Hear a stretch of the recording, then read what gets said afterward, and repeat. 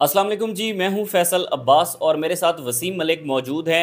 बात करेंगे कि आज इमरान खान ने आखिरकार वो पत्ता खेलने का ऐलान किया है और एक ऐसा एक्ट करने जा रहे हैं इमरान खान जो कि पाकिस्तान की जो सियासी सूरत हाल है उसका जो मंजरनामा है मुस्तकबिल का वो उसको यकसर तब्दील करके रख देगा। कि जहाँ पर हम देख रहे हैं कि तहरीक इंसाफ और इस्टेब्लिशमेंट के दरमियान जो भी मामलात चल रहे हैं, एक तरफ तहरीक इंसाफ जारहाना इकदाम अपना रही है, दूसरी जानिब आरिफ अलवी की अडयाला जेल के अंदर मुलाकात। एक इस टॉपिक पर बात करेंगे। दूसरा अहम तरीन इशू ये है कि पाकिस्तान की सबसे बड़ी अदालत यानी कि सुप्रीम कोर्ट ऑफ पाकिस्तान में बैठा चीफ जस्टिस काजी फायज ईसा, जो कि सिर्फ और सिर्फ एक बात की तलाश में होते हैं कि कहीं ना कहीं से उनको एक ऐसा हिंट मिले कि वो जो साबिक DGISI फैज़ हमीद थे वो जाकर उनको हिट करें या फिर उनके हवाले से कोई ना कोई बात होती रहे। इन दोनों मामलात पर बात करेंगे। वसीम मलिक, इमरान खान ने आखिरकार बहुत बड़ा ऐलान किया है। मेरे ख्याल में ये ऐसा ऐलान है जो कि आज 190 मिलियन पाउंड केस की समाअत के दौरान हुआ, तो मेरे ख्याल में तो वो बहुत मसला पैदा करेगा। ज़रा डिटेल बताएं हमें। अच्छा देखिए, DGISPR की उस प्रेस कॉन्फ्रेंस के बाद पाकिस्तान तहरीक इंसाफ जिस कदर फ्रंट फुट पर आकर खेलने लगी है, ये बड़ा अनप्रेसिडेंट है। पाकिस्तान के 75 साल सियासी तारीख में कोई सियासी जमात उसने इस हद तक कश्तियाँ नहीं जलाई। ये तो खैर बराह रास्त इसका जो क्रेडिट है वो पाकिस्तान तहरीक इंसाफ और इमरान खान को जाता है। और दूसरा, इसमें जो मेरी अपनी ज़ाती राय है, इमरान खान साहब ख़त लिखें या जो भी करें, वो उनका एक अपना फ़ैसला है और ख़बर बहुत बड़ी है, जैसे कि आप डिस्कस भी कर रहे हैं। मगर मैं जो 9 मई का मामला है ना, उसको थोड़ा अलग अंदाज में देखता हूँ। 9 मई कोई शक नहीं इसमें कि पाकिस्तान की फ़ौजी तनसीबात पर हमला हुआ, आलमी इंस्टॉलेशन पर हमला हुआ, बेहुरमती की गई शोहदा के मुजस्मों की, इसमें तो कोई दो राय है नहीं। मगर 9 मई एक वाक़या है, उस वाक़ये के दो फरीक हैं। पहला फरीक पाकिस्तान की सबसे बड़ी सियासी जमात है, उसकी दूसरी फरीक पाकिस्तान की सबसे ताकतवर जमात यानी एक फ़ौजी इस्टेब्लिशमेंट यानी पाकिस्तान आर्मी है। और पाकिस्तान आर्मी पाकिस्तान तहरीक इंसाफ के ऊपर इल्ज़ाम लगा रही है कि उन्होंने एक बगावत की, उन्होंने रियासत से बगावत की और फ़ौज में बगावत पैदा करने की कोशिश की, दहशत गर्दी के वाक़यात हुए। दूसरी जानिब जो पाकिस्तान तहरीक इंसाफ है वो इल्ज़ामात लगा रही है आर्मी के ऊपर कि 9 मई को फॉल्स फ्लैग ऑपरेशन किया। False flag operation. अच्छा, अब इस मामले की किसी इंडिपेंडेंट फोरम पर अभी तक कोई तहकीकात नहीं हुई, कोई जुडिशल कमीशन नहीं बना। तो जब तहकीकात ही नहीं हुई तो दोनों फ्रीकैन में से एक फ्रीक कैसे कह सकता है कि सियासी जमात या उनके सरबराह हमसे गैर मशरूत माफ़ी मांगे? इस मुल्क में कोई अबव द लॉ तो है नहीं। हाँ, तहकीकात हों, फिर इन्वेस्टिगेशन हो, जुडिशल कमीशन के थ्रू हो, ट्रूथ एंड रिकन्सिलिएशन के थ्रू हो, कोई भी तरीकाकार अपनाया जाए, law of the land prevail करना चाहिए। और उसके बाद अगर पाकिस्तान तहरीक इंसाफ उसमें कल्प्रिट निकलती है, इमरान खान कल्प्रिट निकलते हैं, कानून के मुताबिक आप उन्हें सजा दीजिए। मगर यही हमेशा क्यों हो कि पाकिस्तान की 75 साल सियासी तारीख में हमेशा एक साबिक वज़रा आज़म या फिर सियासी जमातें ही माफ़ी मांगती रहें। तो दूसरे फरीक को भी थोड़ा अपने फैसलों पर नज़र षानी करनी चाहिए।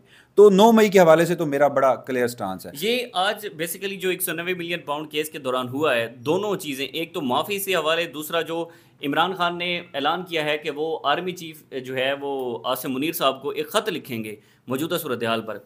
दूसरा मामला ये है कि वो इमरान खान ने कहा है कि मैं किसी सूरत में माफ़ी नहीं मांगूंगा, बल्कि इस्टेब्लिशमेंट को चाहिए कि वो मुझसे माफ़ी मांगे। ये दोनों, इन दोनों पॉइंट्स को कैसे देखते हैं मौजूदा सूरत हाल में? देखिए, मैं अगेन बार बार कह रहा हूँ, दो फ्रीक हैं, दोनों एक दूसरे के ऊपर इल्ज़ामात लगा रहे हैं, किसी को कुछ नहीं पता कि सच क्या है।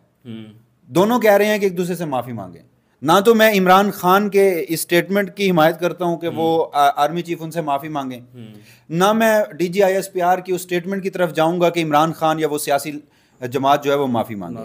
सीधी सी बात है, law of the land prevail करना चाहिए और मिसाल के तौर पर एक फेयर इन्वेस्टिगेशन होनी चाहिए।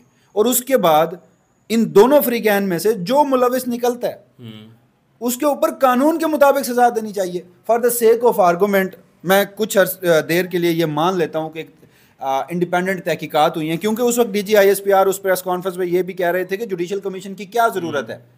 एब्सोल्यूट क्लैरिटी है इन मामलों में कि पाकिस्तान तहरीक इंसाफ मुलविस थी। For the sake of argument एक लम्हे के लिए मान लेते हैं कि पाकिस्तान तहरीक इंसाफ उसमें मुलविस थी, तो पाकिस्तान तहरीक इंसाफ ने हमला तो रियासत के ऊपर किया था आपके बकौल। पाकिस्तान तहरीक इंसाफ ने पाकिस्तान आर्मी के ऊपर हमला किया। आर्मी एक इंस्टीट्यूशन है जो हमारी कौमी सलामती का इंस्टीट्यूशन है, जो हमारे लिए, मुल्क के लिए बड़ा अहम है। वो माफ़ी से इस बगावत का कोई हल निकल आएगा? माफ़ी क्यों मांगे? या फिर तब भी पाकिस्तान की जो फौजी स्टैब्लिशमेंट है वो किसी को माफ़ करने की कोई आईनी हैसियत रखती है? क्या वो कोई अदालत है? क्या वो कोर्ट ऑफ लॉ है? नहीं है। हजूर, आप तहकीकात कीजिए, उन तहकीकात के नतीजे में जो कोई भी इसमें मुलविस निकलता है, कानून आपके पास मौजूद है, फौजदारी कानून है, दहशत गर्दी का कानून है, आप उसके मुताबिक उन्हें सज़ा दीजिए। ये माफ़ी फ़लाँ से वो मांग ले, फ़लाँ से वो मांग ले, बड़ी बदकिस्मती की बात है कि गुज़श्ता 1 साल से हमारी रियासत जो है वो सिर्फ 9 मई के ऊपर चल रही है। ऐसे ही रियासतें 9 मई के वाक़यात हों, रियासतें जबर, जुल्म, तशद्दुद और डंडे के ज़ोर पर नहीं चला करती, रियासतें इंसाफ के ज़ोर पर चला करती हैं।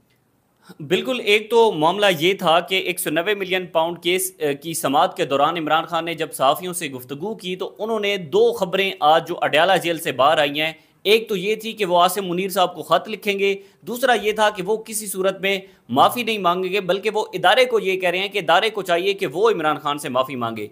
उसके बाद दूसरी जिस खबर का हम जिक्र कर रहे थे वो बड़ी इंटरेस्टिंग है। वसीम मलिक साहब, सहाफ़ियों का केस था, चकवाल का जिक्र हुआ, बड़े तल्ख जुमलों का तबादला हुआ और फिर उसके बाद साफ़ियों को ही चीफ जस्टिस साहब ने जो है वो उन्हीं पर बरस पड़े।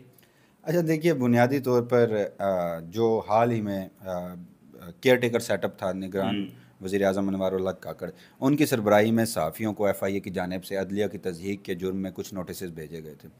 तो सुप्रीम कोर्ट ऑफ पाकिस्तान में एक दरख्वास्त दायर हुई थी जिसको चीफ जस्टिस काजी फैज़ ईसा ने अपने 2021 के उस सो मोटो नोटिस के साथ क्लब कर दिया था, जो उस वक्त लिया गया था, जिनमें गालबन 5 सहाफ़ी थे। असदूर था, सीनियर सहाफ़ी मतीउल्लाह जान थे, सीनियर सहाफ़ी अबसार आलम थे, आमिर मीर था, और गालबन लाहौर से एक और नाम था, इमरान शफकत साहब थे। तो उनके ऊपर एक सो मोटो नोटिस लिया गया था। असद तूर को घर में घुसकर मारा गया था। समी जो मतीउल्लाह जान साहब हैं उन्हें अगवा किया गया था। अबसार आलम को गोली मारी गई थी। तो अब इन सारे मामलात की जब समाअत थी तो चीफ जस्टिस काजी फैज़ ईसा साहब, वो जब से इन केसेस की मुतादिद समातें हो चुकी हैं तो वो सारा मलबा जो है वो डालते रहते हैं पुलिस के ऊपर। वो जो असल कल्प्रिट्स हैं उनके ऊपर नाम भी नहीं लेते। और इसमें इंटरेस्टिंग सूरत हाल ये है कि आज के रोज़ जो पैदा हुई है, इन्हीं दरख्वास्तों के बाद सुप्रीम कोर्ट ऑफ पाकिस्तान में कुछ लोग आकर दरख्वास्तें दायर करते हैं जिसमें वो कहते हैं कि मीडिया का code of conduct supreme court of Pakistan तय करे। आईनी दरख्वास्त 184(3) के तहत दायर होती है कि ये जी जो मुल्क की सलामती है उसकी डोमेन से बाहर निकल आते हैं, इदारों के खिलाफ ज़्यादा बातें करते हैं, तो कोड ऑफ कंडक्ट कोई तय होना चाहिए। वो जो दरख्वास्त गुजार थे, उनके जो वकील थे, वकील मानने को तैयार नहीं है कि दरख्वास्त किसने दायर की। जो दरख्वास्त गुजार जिनके नाम पर दरख्वास्त दायर हुई है वो कमरा अदालत में खड़े थे, वो कह रहे थे हमें नहीं पता, एडवोकेट ऑन रिकॉर्ड को नहीं पता, तीनों फ्रीकैन को नहीं पता, जाली दस्तखत से वो दरख्वास्त दायर की गई। अच्छा। और फिर इंटरेस्टिंगली जब वो दरख्वास्त गुजारान का जहाँ से ताल्लुक़ निकला वो चकवाल था। चकवाल चीफ जस्टिस काजी फैज़ ईसा के दिल के वैसे करीब है। मामला फैज़ हमीद साहब का। फैज़ हमीद साहब को चीफ जस्टिस इससे भी पहले 3 दफ़ा 3 मुतादिद केसों में उनका सर मांग चुके हैं हुकूमत से, लेकिन ताहाल उन्हें मायूसी और नाकामी का सामना हुआ है। और काजी साहब के नज़दीक इस मुल्क की असल फसाद की जड़ फैज़ हमीद साहब है, उसके अलावा कोई नहीं। वो वैसे रिमार्क्स क्या थे? वो रिमार्क्स ये थे कि जी ये तमाम तर जो लोग हैं ये इनका चकवाल से ताल्लुक़ है, चकवाल में कौन सी बड़ी ऐसी शख्सियत बैठी है। तो कुछ इस किस्म के रिमार्क्स थे। और इसमें जो सबसे अहम बात, चलें एक तो ये हो गया कि चकवाल के थ्रू दरख्वास्त दायर हुई और चकवालियों को भी नहीं पता कि दरख्वास्त किसने दायर की, वो भी आकर कमरा अदालत में मुकर गए। वकील ने कहा कि मुझे तो पता ही नहीं, मुझे। अच्छा, मज़े की बात, जो उस वक्त के असल एडवोकेट ऑन रिकॉर्ड थे उनकी हो गई है वफात। अच्छा। जो हैदर वहीद साहब वकील हैं वो कह रहे हैं कि मुझे नहीं पता दरख्वास्त किसने दायर की, मुझे तो वो जो मरहूम एडवोकेट ऑन रिकॉर्ड थे उन्होंने अप्रोच किया था और उन्होंने मुझे फ़ीस भी दी थी और उन्होंने कहा था ये केस लड़ो। अच्छा। जो दूसरे एडवोकेट हैं ऑन रिकॉर्ड वो कह रहे हैं कि जी मुझे तो हैदर वहीद साहब ने कहा था कि आप एडवोकेट ऑन रिकॉर्ड बन जाएं क्योंकि गुज़श्ता जो हैं वो वफात पा चुके हैं। तो ये कहानी सारी घूम फिर के घुमा फिरा के एडवोकेट ऑन रिकॉर्ड जो इस वक्त वफात पा चुके हैं उनके ऊपर डाली गई है। चीफ जस्टिस डिग आउट करना चाहते थे और मुमकिन है कि इस तरह की जो प्रॉक्सी पिटीशंस हैं वो दायर भी होती रही हैं और उस वक्त DGISI के सरबराह फैज़ हमीद साहब भी थे जो कि इसमें मुलविस भी हों। लेकिन उस सब में चीफ जस्टिस का जो वो क्या नज़ला होता है ना, वो मीडिया पर और पुलिस पर निकलता है। पुलिस के एक अफसर थे, सीनियर पुलिस अफसर इस्लामाबाद पुलिस के थे, SSP इन्वेस्टिगेशन थे, मसूद अहमद बंगश, उनकी बड़ी आप कह लीजिए कि बदकिस्मती से तज़हीक की गई चीफ जस्टिस काजी फैज़ ईसा साहब की जानिब से। सहाफ़ियों के ऊपर भी इल्ज़ामात लगाए गए कि झूठ बोलते हैं, सच नहीं बोलते, और एक लम्हे पर तो उन्होंने ये भी कहा कि सहाफ़ी आजकल यू टर्न ले लेते हैं, लाइन बदल लेते हैं। जब वो कह रहे थे कि सहाफ़ी यू टर्न लेते हैं और लाइन बदल लेते हैं, मुझे नहीं पता, सब बहुत सारे सहाफ़ियों ने यू टर्न लिया भी होगा, लाइन बदली भी होगी, लेकिन मुझे तो किसी और के यू टर्न और लाइन बदली हुई नज़र आई कि 27 ग़ालिबन 17 सितंबर 2023 से कबल इस मुल्क में एक जज था जिसे इस मुल्क के लोगों ने हाई पेडेस्टल पे बिठाया हुआ था कि ये बहुत एंटी इस्टेब्लिशमेंट जज है, और इसके माजी के जो फैसले हैं, ये तो जिस दिन चीफ जस्टिस बनेगा वो इस मुल्क की जो बेलगाम इस्टेब्लिशमेंट एक घोड़ा बन चुकी है उसको लगाम डालेगा। बड़े लोगों की उससे उम्मीदें थी, बड़े लोगों की उम्मीदें थी, और फिर जब वो चीफ जस्टिस बना तो इस्टेब्लिशमेंट को उसने उसके फ़ैसलों ने, उसके रिमार्क्स ने इस्टेब्लिशमेंट को मज़ीद स्ट्रेंथन किया, वो जो पहले ही बेलगाम घोड़ा थी, और सियासी जमातों को उसने कमज़ोर किया। उस जज के फ़ैसलों से मुल्क की जमहूरियत पर शब खून मारा गया, आइन पर शब खून मारा गया, फंडामेंटल राइट्स, आइन में दर्ज बुनियादी इंसानी हकूक़ पर शब खून मारा गया, तो वो जज साहब खामोश रहे। अदलिया की आज़ादी को उस जज साहब ने सरेंडर किया।